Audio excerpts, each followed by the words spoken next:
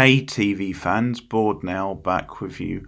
On this video I'm going to be talking about Yellowjackets Season 3, Episode 9. It is called How the Story Ends. Full spoilers once again in case you haven't seen this episode, just giving you a warning.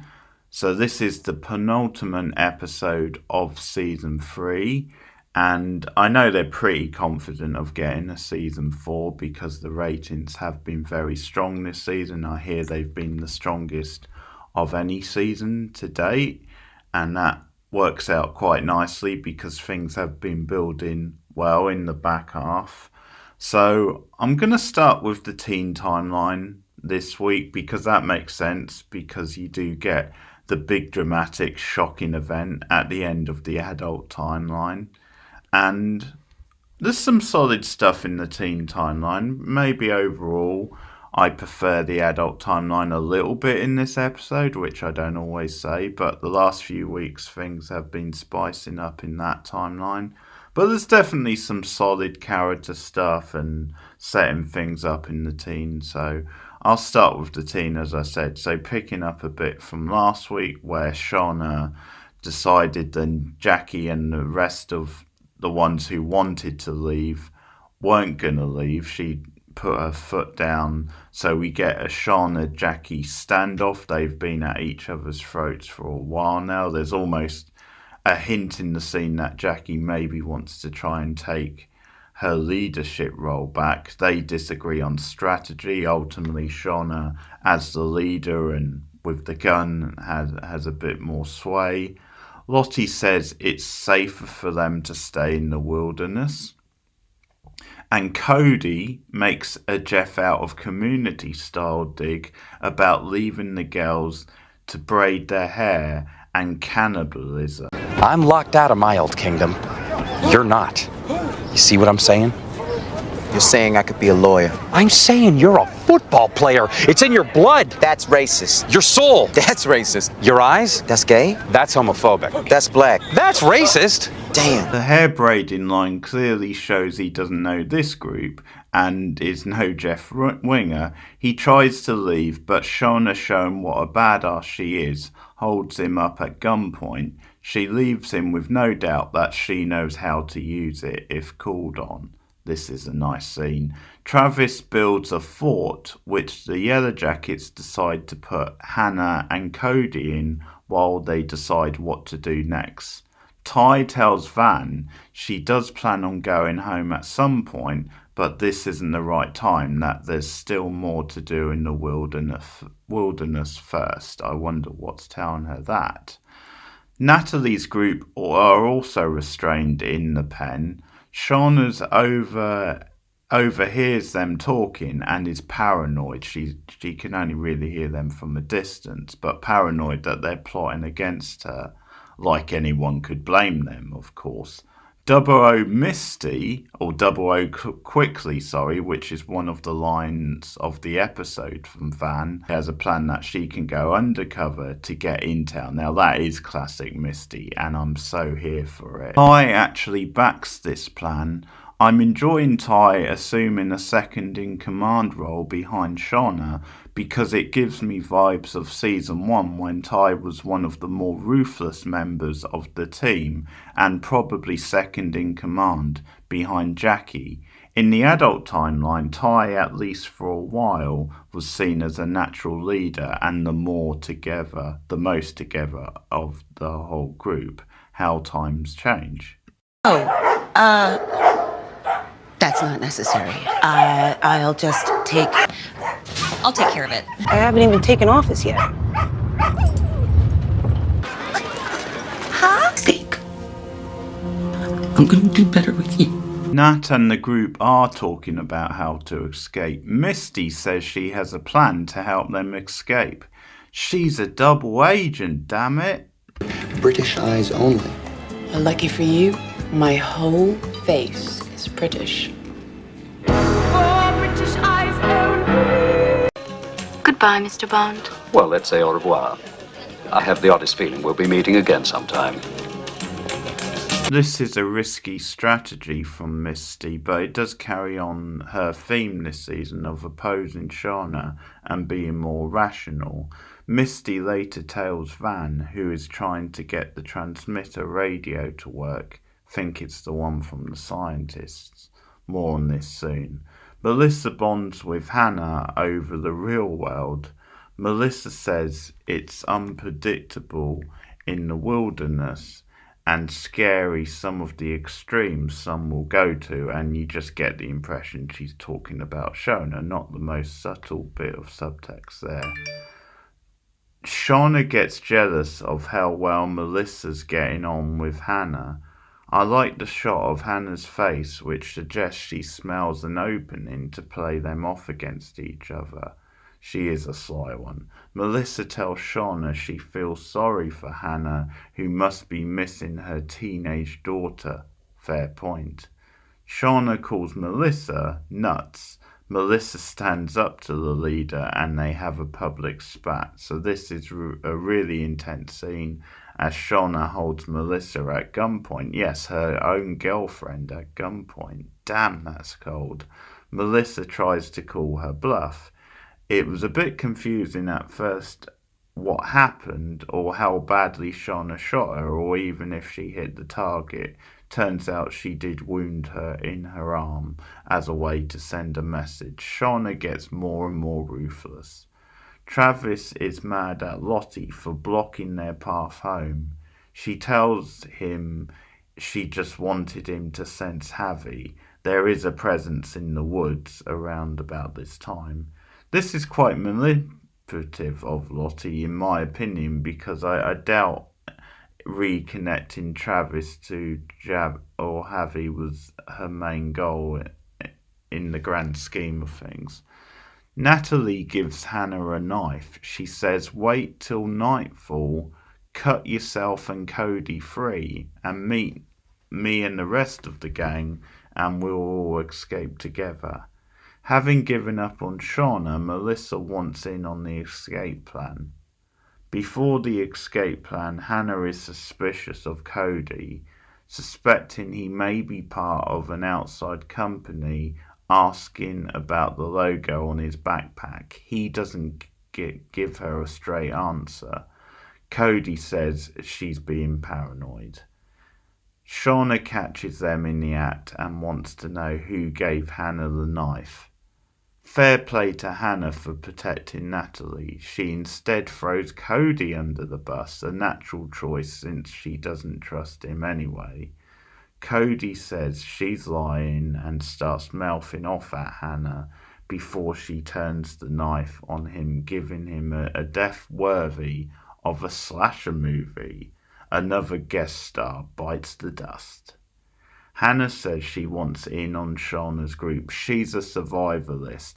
Hannah just gets more and more intriguing as a character. I'm really looking forward to what goes down with her in the finale now. I fully expect this to be a part of a bigger plan from Hannah. Later on, Natalie gets emotional, believing their last chance to escape has gone. She finds Misty trying to repair the transmitter radio. Now this is a big moment because it's the one Misty broke all the way back in season 1, which for a long time didn't seem like it was ever going to come back up.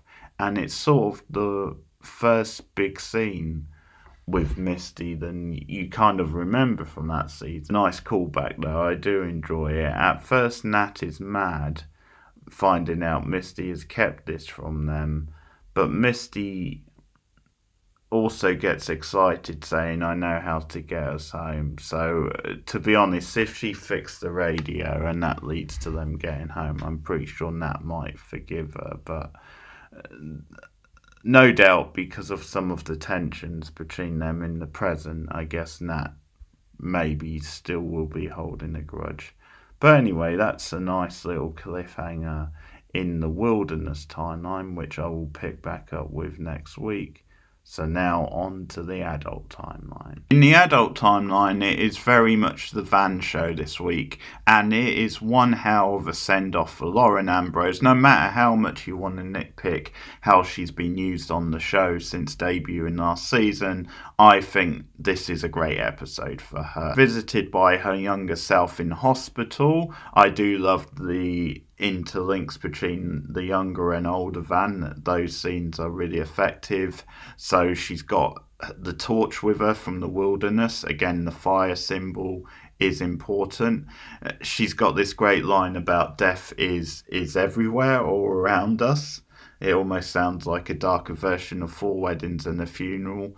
And she sends her on a Goonies style mission, which for older Van is just perfect, considering she owns the video store and is really into her retro film. And she brings up the line, X marks the spot. So she injects herself with something to perk her up for a road trip. She wakes up and Ty wants to take her home, but Van doesn't want to go home because... Don't say that! Never say that!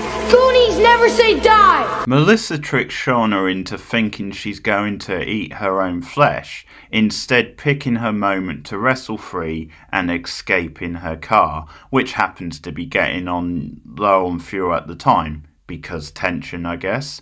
So I guess Melissa's family didn't take the car, or maybe her wife has her own car. Shauna running after the car screaming makes for a fun visual. Ty, Van and Misty have decided to go and get Shauna from Melissa's, even though they don't realise it's Melissa yet. As fate would have it, they cross each other on the road. Somehow Misty puts two and two together and they try to catch Melissa, who of course knows them at least. Melissa's wounded arm slows her down, and Misty with the tire iron is a big mark-out moment, as is Van's "shut up or you really will be dead." Ambrose's "take no prisoners" delivery is boss, and they get control of Melissa and grill her and take her back to her house. This is, by the way, the famous image of Hilary Swank with the wounded arm on the road, which we've seen pre-season 3. The others return to Melissa's to find Shauna. Is Melissa's wife ever coming home? Shauna and Melissa immediately start trying to convince the others who is the biggest suspect in the Lottie case, with Melissa very much still trying to play innocent. Misty dispels Shauna's idea that Melissa locked her in the freezer, saying she did it. The first question to Misty from me might be, why didn't she just come clean sooner? Not sure she reveals why, but I'm guessing maybe it was just to isolate Shauna for her own good, at least in Misty's head. Misty quickly turns the spotlight on Shauna and Ty, who both seem to have motives and were in the city around the time of Lottie's death. Melissa's "that don't look good to Ty" was fun. Ty sticks to her guns, and Shauna says she was buying Jeff a cat to replace the one that went missing as part of his karma. So believe Shauna or not, this was a clever callback. And by the way, I still believe her, because with bigger stuff also in the wilderness to fry, with Shauna likely to be revealed as the Antler Queen, I just have a feeling it might be a bit too obvious if it turns out that she killed Lottie also. Back home, Callie and Jeff get high together, so this is a moment, and Callie asks her dad if he believes what he said about Shauna to the two Joels, telling him it's alright because she feels the same way, comforting her dad as he pours his heart out about how difficult his marriage is sometimes. Yes, this is a sweet scene. Jeff has been holding on to this stuff for a very long time. It'll be interesting to see if we get any Jeff and Callie in the finale. I think we will, because I could see Callie at least being a part of at least one big reveal, or at least a big moment with Shauna in the finale. Misty caves and calls Walter in to help her with the investigation, and he arrives in a flipping helicopter like he's Tom Cruise, because what the fuck? Walter does like a grand entrance. Misty shares doubts over Shauna's guilt, despite the DNA evidence against her. The fact Walter doesn't even want to entertain any other possibilities makes me certain that Shauna is innocent. Plus, I still don't trust fucking Walter. Walter agrees to show Misty the evidence he got from Lottie's phone when he cloned it. As he goes to mix her a cocktail, Slick, Misty reacts to something on the phone and leaves before Walter comes back. I'm assuming this was back at Walter's place by the way this all went down. I'm convinced that whatever's on the phone has revealed the real killer to Misty. Back at Melissa's, Van finds Ty passed out. We go inside Ty's head and see the two halves wrestling with themselves. One nitpick I will have with this scene is I think they could have made this into a bigger deal. Like, it's over quite fast. Ty wakes up and says, "It's me." But which half of Ty is it? Believing Ty's life is in danger, Van pulls a knife on Melissa, tricking her into thinking she's going to release her, planning to kill her in exchange for her lover's life. As they wrestle, Melissa puts doubt in Van's head about all this wilderness business. By the way, present Van has always been more the sceptical one about this stuff, which is a reverse from the wilderness, because Van was actually more of a believer in the wilderness. Melissa persuades Van to spare her, instead stabbing Van and fleeing, saying, "Isn't this what it wants?" as in the wilderness. Ty finds Van dead later and no doubt is going to want revenge on Melissa. Back on the afterlife plane, younger Van says this was always the plan. Older Van questions this, asking why she was sent back in just to die. "You said I was going on a hero's mission." Younger Van says, "You did, you got our champ back." Now, it's debatable what this means or who she's referring to, but if I had to guess, I think she's referring to Ty. So I think it is a straight up swap where, because Van was ultimately sacrificed, it means that the real Ty now can come back and be herself. But it is such a cool twist, because I think I knew Lauren Ambrose and Van was going to get killed off this season. It seemed to be heading that way when her cancer resurfaced a few weeks ago.